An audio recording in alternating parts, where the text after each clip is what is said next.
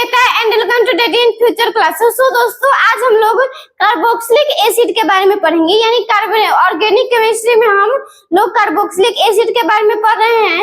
और carboxylic acid का हमारा क्या है, आज दूसरा लेक्चर है। क्या है, इसके पहले हम लोग एक पहले वीडियो देख लिए हैं। अगर आप लोग नहीं देखे होंगे तो वो जाकर देख लीजिएगा, तभी यह समझ में आएंगे। यानी दूसरा लेक्चर जो है पहले लेक्चर देखने के बाद ही समझ में आएगा। हमारा आज दूसरा लेक्चर है जिसमें हम लोग यहाँ तक पढ़ लिए थे, यानी हम लोग यहाँ तक पढ़ लेते हैं कि अगर किसी कार्बन यौगिक में दो फंक्शनल ग्रुप उपस्थित हो तो उसका यूपीएससी नेम हम कैसे लिखेंगे। तो वहां तक हम लोग देख लिए थे। आज हम लोग देखेंगे कि यदि कार्बन चेन में COOH ग्रुप की संख्या 3 हो या 3 से ज्यादा हो तो इसका हम आज यूपीएससी नेम देखेंगे। तो सबसे पहले यहाँ पे देखेंगे, तो सबसे पहले COOH का सब्स्टिट्यूएंट जो होता है, यानी प्रतिस्थापी जो होता है, यानी सब्स्टिट्यूएंट उसे कहते हैं, वह उसका नाम क्या होता है, कार्बोक्सी होता है। क्या कार्बोक्सी होता है, यानी COOH अगर सब्स्टिट्यूएंट में रहेगा तो उसका नाम क्या हो जाएगा, कार्बोक्सी हो जाएगा। तो यहाँ पे देखेंगे इस यौगिक का नाम लिखते हैं। तो इस यौगिक का अगर हम नेम लिखेंगे तो क्या हो जाएगा, सबसे पहले इसका नंबरिंग करेंगे। तो नंबरिंग जो होता है हमारा फंक्शनल ग्रुप से ही होता है, फंक्शनल ग्रुप से करेंगे और फंक्शनल ग्रुप पर ही क्या करेंगे, अंत करेंगे। तो क्या हो जाएगा, यहाँ पे 1 2 3 4 5 हो गया। उसके बाद 3 पर क्या है हमारा, ये सब्स्टिट्यूएंट है, और ये सब्स्टिट्यूएंट क्या है हमारा COOH, यानी क्या है, फंक्शनल ग्रुप ही है। तो इसका नाम क्या हो जाएगा, कार्बोक्सी हो जाएगा। तो यहाँ पे देखेंगे कि 3 कार्बोक्सी, उसके बाद यहाँ पे 5 कार्बन है। क्या है, 5 कार्बन है, तो क्या हो जाएगा, पेंटेन हो जाएगा, पेंटेन। उसके बाद क्या हो जाएगा, डाइओइक एसिड। क्या हो जाएगा, डाइओइक एसिड, क्योंकि यहाँ पे 2 कार्बन है, यानी 2 COOH की संख्या है। तो क्या हो जाएगा, डाइओइक एसिड। ये हमारा क्या होगा, IUPAC नेम हो गया। लेकिन ऐसा IUPAC नेम, यानी इन 3 कार्बन वाले, यानी जिस यौगिक में 3 जो होते हैं COOH, ये IUPAC नेम जो था 1993, यानी क्या 1993 तक ही यह क्या था, सही था। उसके बाद यह IUPAC नेम जो था गलत हो गया। इसके बाद यानी 1993 के बाद क्या इन तरीकों से बनाया गया, यानी इस यौगिक का IUPAC नेम 1993 के बाद ऐसे लिखा गया। यहाँ पे देखेंगे इसके रूल को। उसके बाद इस यौगिक का IUPAC नेम लिखेंगे कि आखिर में इसके नए तरीके से कैसे लिखेंगे, यानी 1993 के बाद वाले IUPAC नेम। उसके बाद देखेंगे यदि कार्बन चेन में COOH ग्रुप की संख्या 3 या 3 से ज्यादा हो तो उसका IUPAC नेम लिखेंगे, यानी 1993 के बाद वाला IUPAC नेम। उसके बाद यहाँ पे देखेंगे कि अर्थात ये तो गलत है, यानी अभी के जमाने में, यानी 1993 के बाद से, यानी 1993 के पहले ये क्या था, सही था। उसके बाद देखेंगे कि अभी कैसा लिखा जाता है। जैसे में है, इस केस में किसी भी फंक्शनल ग्रुप, यानी किसी भी फंक्शनल कार्बन को नंबरिंग में नहीं लेते हैं। क्या, ये जितने भी कार्बन होते हैं, यानी जितने भी फंक्शनल ग्रुप होते हैं, इनको हम नंबरिंग में नहीं लेते हैं। और यहाँ पे क्या हुआ था, नंबरिंग में ले लिया गया था। उसके बाद यहाँ पे है, जब COOH के कार्बन नंबरिंग में नहीं आएंगे तो उस केस में COOH ग्रुप का नाम क्या हो जाएगा, हमारा कार्बोक्सिलिक एसिड हो जाएगा। यानी यहाँ पे कह रहा है कि इस यौगिक में मान लेते हैं कि ये COOH जब हमारे नंबरिंग में नहीं आएंगे तो उसका कार्बोक्सिलिक एसिड, यानी उसका जो नंबरिंग, यानी उसका जो नेम होगा हमारा क्या हो जाएगा, कार्बोक्सिलिक एसिड क्या हो जाएगा, कार्बोक्सिलिक एसिड हो जाएगा। उसके बाद यहाँ पे है कि इस केस में फंक्शनल ग्रुप का पोजीशन लिखना है। क्या, इस केस में क्या होता है, फंक्शनल ग्रुप का जो पोजीशन होता है इसको लिखना होता है। तो यहाँ पे हम देखेंगे, इस एग्जांपल से हम समझते हैं कि आखिर में इसको कैसे लिखेंगे। तो यहाँ पे IUPAC नेम लिखने का तरीका है, alkane XYZ tricarboxylic acid. ये अगर 2 रहेगा तो क्या हो जाएगा, 3 तो रहेगा, 3 से ज्यादा ही रहेगा, 3 से कम नहीं रहेगा। तो यहाँ पे alkane XYZ tricarboxylic acid, अगर 4 रहेगा तो टेट्रा कार्बोक्सिलिक एसिड हो जाएगा। तो यहाँ पे हम एग्जांपल से समझते हैं। तो एग्जांपल में हमारा है CH2 CH और CH2, यानी इस तीनों पर क्या लगा हुआ है, फंक्शनल ग्रुप उपस्थित है। तो इसका क्या हो जाएगा, IUPAC नेम हम क्या करेंगे, इन तीनों को हम नंबरिंग में नहीं लेंगे। क्या, इन तीनों को नंबरिंग में नहीं लेंगे, ऊपर वाले को नंबरिंग में लेंगे। तो यहाँ पे 1 2 3 हो गया, 3 हो गया। उसके बाद क्या करेंगे हम 1 2 3 क्या एल्केन, यानी क्या लिखना है सबसे पहले हमें यहाँ पे 3 कार्बन है, क्या 3 कार्बन है तो क्या हो जाएगा इसका प्रोपेन हो जाएगा, क्या प्रोपेन हो जाएगा। उसके बाद क्या करना है यहाँ पे कार्बोक्सिलिक एसिड का पोजीशन लिखना है, यानी ये कार्बोक्सिलिक एसिड का क्या है पोजीशन है XYZ। तो क्या हो जाएगा यहाँ पे 1 2 3 ट्राई कार्बोक्सिलिक एसिड हो जाएगा, क्या हो जाएगा 1 2 3 try carboxylic acid, carboxylic acid. तो ये क्या हो गया हमारा इसका IUPAC नेम हो गया, यानी यह IUPAC नेम जो होता है हुआ ये 1993 के बाद ये सही हुआ। इसके बाद हम कुछ और एग्जाम्पल से समझते हैं उस यौगिक को। जैसे भी यहाँ पे हमारा है इस एग्जाम्पल को समझते हैं, तो इस एग्जाम्पल में सबसे पहले नंबरिंग करेंगे। तो यहाँ पे क्या होगा सबसे पहले नंबरिंग हम उधर से करेंगे जिधर से हमारा क्या होगा सब्स्टिट्यूएंट जो होगा नजदीक होगा, यानी फंक्शनल ग्रुप जो होगा नजदीक होगा। तो क्या है यहाँ पे इधर से है, क्या है 1 2 3 4 5 हो गया 5, यानी इसमें 5 कार्बन है तो क्या हो जाएगा पेंटेन का यूज होगा, क्या हो जाएगा पेंटेन होगा, पेंटेन। उसके बाद यहाँ पे नंबरिंग करेंगे कि COOH यानी फंक्शनल ग्रुप जो है किस कार्बन पर उपस्थित है, क्या है किस कार्बन पर उपस्थित है। तो यहाँ पे 1 पे है, 2 पे है, 4 पे है, क्या है 1 2 4। उसके बाद try carboxylic acid, try carboxylic acid. उसके बाद यहाँ पे इस कार्बन को देखते हैं, यानी इस यौगिक में देखते हैं। तो इस यौगिक में सबसे पहले यहाँ पे 2 है, क्या है इसमें 3 रहेगा, यहाँ पे 1 रह रहा है। उसके बाद यहाँ पे देखेंगे तो क्या हो जाएगा यहाँ पे सबसे पहले तो इधर से नंबरिंग करेंगे, चाहे जिधर से भी कर सकते हैं, तो यहाँ से कर सकते हैं। तो 1 2 3 4 5 क्या हो गया 4 5 हो गया। तो यहाँ पे नंबरिंग करेंगे तो क्या 5 पेंटेन हो जाएगा, पेंटेन 1 3 5 ट्राई कार्बोक्सिलिक एसिड, क्या हो जाएगा pentane, pentane 1 3 5 try carboxylic acid, try carboxylic acid. उसके बाद यहाँ पे इस यौगिक में देखते हैं, तो इस यौगिक में क्या है यहाँ पे हमारा सब्स्टिट्यूएंट भी है, यानी CH3 है। तो इसका अगर नंबरिंग करते हैं तो किधर से नंबरिंग करेंगे, यानी इधर से COOH जो है नजदीक पड़ रहा है, तो क्या करेंगे यहाँ पे इधर से करेंगे। तो 1 2 3 4 5 6 7 8 हो गया। उसके बाद इस सब्स्टिट्यूएंट का नाम लिखते हैं, यानी ये सब्स्टिट्यूएंट है तो सब्स्टिट्यूएंट का नाम किसी भी यौगिक में जो होता है सबसे पहले लिखा जाता है। तो क्या हो जाएगा 5 मिथाइल।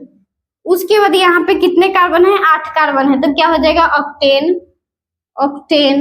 उसके बाद यहाँ पे हम देखेंगे COOH उपस्थित कहाँ का है, तो 2 पे है, 4 पे है, 6 पे है, क्या है 2 4 6 क्या है try carboxylic acid, try carboxylic acid.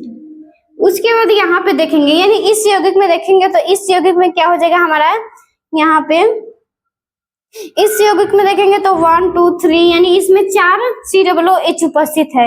और कहाँ है यानी COOH, और इधर से करेंगे तो 1 2 3 यानी 1 पे 3 पे 4 पे 5 6 यानी 6 पे रहे, और इधर से भी यानी दोनों तरफ से जो है इधर से हम नंबरिंग करेंगे तो क्या आ जाएगा हमारा सेम ही आएगा। तो हम किधर से भी नंबरिंग कर सकते हैं, तो 1 2 3 4 5 6 क्या हो गया 6 हो गया। अगर इसका हम लिखते हैं तो 6 हेक्सेन हो जाएगा, हेक्सेन यानी इसका कार्बन का नाम क्या हो जाएगा हेक्सेन हो जाएगा, यानी 6 कार्बन है तो हेक्सेन हो गया। उसके बाद COOH उपस्थित है कहाँ कहाँ 1 पे है, 3 पे है, 4 पे है, 6 1 3 4 6 क्या है 1 3 4 6 टेट्रा क्या है tetra carboxylic acid, carboxylic acid यानी क्या हो गया इसका हमारा क्या हो गया IUPAC नेम हो गया। इसके बाद यहाँ पे कुछ हमारा दूसरा है, यानी कुछ दूसरा एग्जांपल है जैसे नोट में है। मान लेते हैं कि ये क्या हो गया हमारा यहाँ पे COOH उपस्थित है, एक यहाँ पे है, एक यहाँ पे है।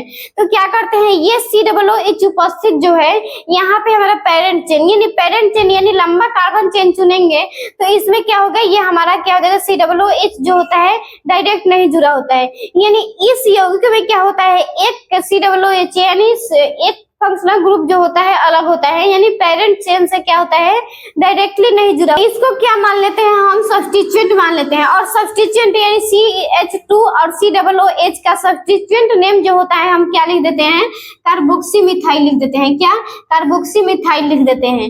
उसके बाद यहाँ पे है कि इस यौगिक में क्या करते हैं एक सब्स्टिट्यूएंट यानी एक फंक्शनल ग्रुप से अगर हम नंबरिंग शुरू करते हैं तो हमें दूसरे फंक्शनल ग्रुप पर ही क्या रुकना है। यानी क्या होता है इस यौगिक में जो होता है जरूरी होता है कि एक फंक्शनल ग्रुप से शुरू करें और दूसरे फंक्शनल ग्रुप पर क्या करें वहां पे अंत करें। तो यहाँ पे क्या हो गया हमारा ये हो गया। तो इस यौगिक में क्या हो जाता है अगर इसका क्या लिखते हैं हम कार्बोक्सी लिखते हैं। यानी क्या होता है इसमें हमारा COOH उपस्थित रहता है तो उसको कार्बोक्सी लिखते हैं, और अगर CH2 के साथ COOH उपस्थित रहता है तो क्या लिखते हैं कार्बोक्सी मिथाइल लिखते हैं। तो इसका एग्जांपल देखेंगे तो क्या हो जाएगा यहाँ पे हम सबसे पहले इसका नंबरिंग करेंगे। तो नंबरिंग करेंगे तो क्या हो जाएगा यहाँ से नंबरिंग करेंगे और यहाँ तक जाएंगे। क्या हो जाएगा यहाँ से यहाँ तक जाएंगे या यहाँ से यहाँ तक भी जा सकते हैं। तो नंबरिंग करते हैं ये कौन सा लंबा कार्बन चेन है। तो 1 2 3 4 5 6 7 1 2 3 4 5 6 7 यानी दोनों जो है सेम ही है तो कहीं भी हम जा सकते हैं। तो क्या हो जाएगा यहाँ पे 1 2 3 4 5 6 7 हो गया। उसके बाद यहाँ पे क्या हो गया हमारा यहाँ पे सब्स्टिट्यूएंट हो गया, और एक यहाँ पे हमारा क्या हो गया सब्स्टिट्यूएंट हो गया। तो क्या लिखेंगे यहाँ पे सबसे पहले हम सब्स्टिट्यूएंट का नाम ही लिखते हैं, यानी कि किसी भी यौगिक में हम सबसे पहले सब्स्टिट्यूएंट का नाम लिखते हैं। तो यहाँ पे सब्स्टिट्यूएंट का नाम लिखेंगे तो 2 मिथाइल हो जाएगा सबसे पहले 2 मिथाइल।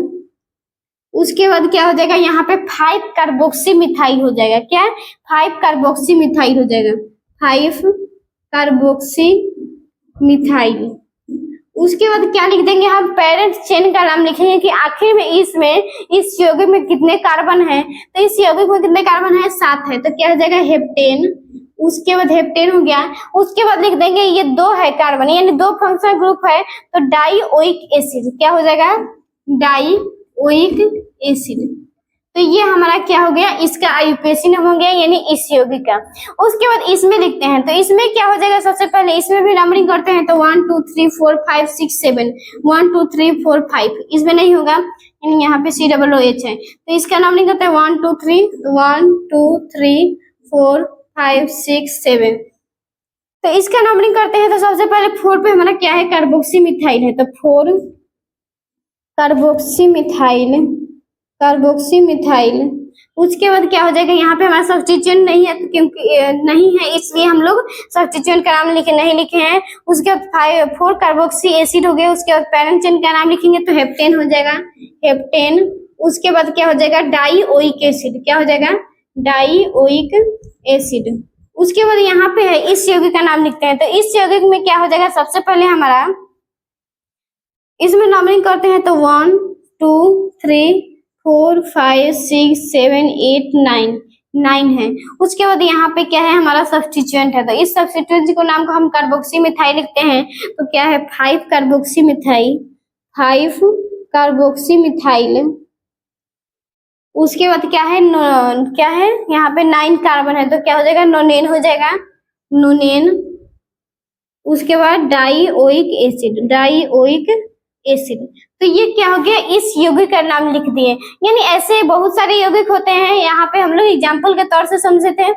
इसके बाद यहाँ पे देखेंगे हम बेंजीन रिंग में यानी बेंजीन रिंग में क्या कह रहा है कि यदि COOH ग्रुप साइक्लिंग चेन से डायरेक्टली जुड़ा हुआ है। क्या यहाँ पे अगर ये साइक्लिंग चेन हो गया यानी ये साइक्लिक रिंग हो गया और COOH उपस्थित जो होगा यहाँ पे बेंजीन रिंग से डायरेक्ट जुड़ा हुआ होगा। यानी क्या होगा इसके पहले कोई भी क्या होगा चेन नहीं होगा तो ये क्या होता है इसका आईयूपीएसी नेम क्या होता है हमारा साइक्लोएल्केन कार्बोक्सिलिक एसिड होता है। तो यहाँ पे इसका सबसे पहले नाम लिखते हैं तो क्या हो जाएगा यहाँ पे कार्बोक्सिलिक एसिड ये साइक्लोएल्केन कार्बोक्सिलिक एसिड। तो क्या हो जाएगा साइक्लोहेक्सेन कार्बोक्सिलिक एसिड यानी इसका हो गया यानी ये हेक्सेन होता है और ये हमारा क्या हो गया कार्बोक्सिलिक एसिड हो गया। उसके बाद इसका आईयूपीएसी नेम लिखते हैं तो क्या हो जाएगा यहाँ पे सबसे पहले इसमें नंबरिंग करना होगा क्योंकि यहाँ पे एक हमारा सब्स्टिट्यूएंट है तो इस यहाँ से नंबरिंग करेंगे तो 1 2 3 4 5 6। तो यहाँ पे 2 मिथाइल हो जाएगा सबसे पहले, 2 मिथाइल। उसके बाद यहाँ पे 2 मिथाइल हो गया, उसके बाद साइक्लोहेक्सेन कार्बोक्सिलिक एसिड हो जाएगा, साइक्लोहेक्सेन कार्बोक्सिलिक एसिड। उसके बाद यहाँ पे देखेंगे इस आईयूपीएसी में, यानी इसमें देखेंगे कि अगर बेंजीन रिंग जो होता है ये, यानी बेंजीन रिंग जो होता है यहाँ पे, यानी इस बेंजीन रिंग है यहाँ पे, और ये COOH जो है यहाँ पे डायरेक्ट नहीं जुड़ा हुआ है, इसके पहले क्या आ गया है CH2 आ गया है, और इसमें क्या है COOH उपस्थित से, यानी COOH से पहले क्या आ गया हमारा, ये बहुत सारे चेन आ गया है, यानी बेंजीन रिंग से ये COOH जो है ये डायरेक्ट नहीं जुड़ा हुआ है। तो इसका क्या करेंगे हम, सबसे पहले आईयूपीएसी नेम लिखते हैं, तो क्या लिखते हैं, एक्स साइक्लो एल्काइल एल्केनोइक एसिड। और इसमें क्या करते हैं हम, इसको सब्स्टिट्यूएंट मान लेते हैं, क्या साइक्लिंग रिंग को हम क्या सब्स्टिट्यूएंट मान लेते हैं, और ये क्या होता है हमारा पेरेंट चेन हो जाता है, यानी इसमें हम नंबरिंग करते हैं और यहाँ पर भी हमारा क्या हो जाएगा, ये सब्स्टिट्यूएंट हो जाएगा, और ये क्या हो जाएगा हमारा पेरेंट चेन हो जाएगा, ये क्या हो जाएगा सब्स्टिट्यूएंट हो जाएगा।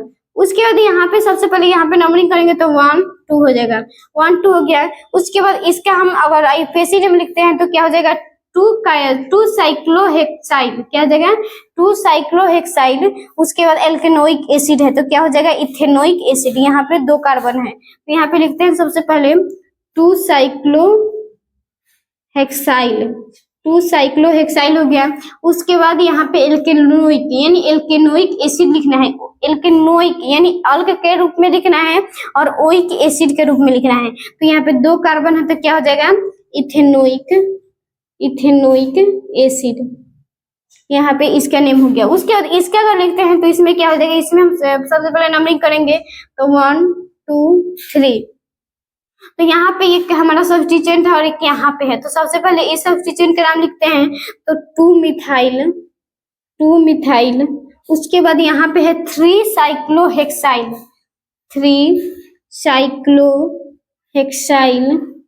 साइक्लोहेक्साइल। उसके बाद क्या हो जाएगा प्रोपेनोइक एसिड, क्योंकि यहाँ पे 3 कार्बन है तो 3 कार्बन के लिए प्रोप का यूज करते हैं, तो क्या हो जाएगा प्रोपेनोइक एसिड। तो यहाँ पे क्या हो गया हमारा, ये कार्बोक्सिलिक एसिड का जो आईयूपीएसी नेम हो गया हमारा खत्म हो गया। यानी इतने हम सारे, मतलब इसमें बहुत सारे एग्जाम्पल होते हैं, यानी यहाँ पे हम लोग एग्जाम्पल के तौर से समझते हैं, यानी बहुत सारे यौगिक होते हैं। तो यहाँ पे क्या हो गया हमारा कार्बोक्सिलिक एसिड जो है कंप्लीट हो गया। आई होप इस वीडियो में आप लोगों को कार्बोक्सिलिक एसिड के बारे में जरूर समझ आया होगा, तो प्लीज वीडियो को लाइक करें और ऐसे ही वीडियो के लिए चैनल को सब्सक्राइब करें। Thank you.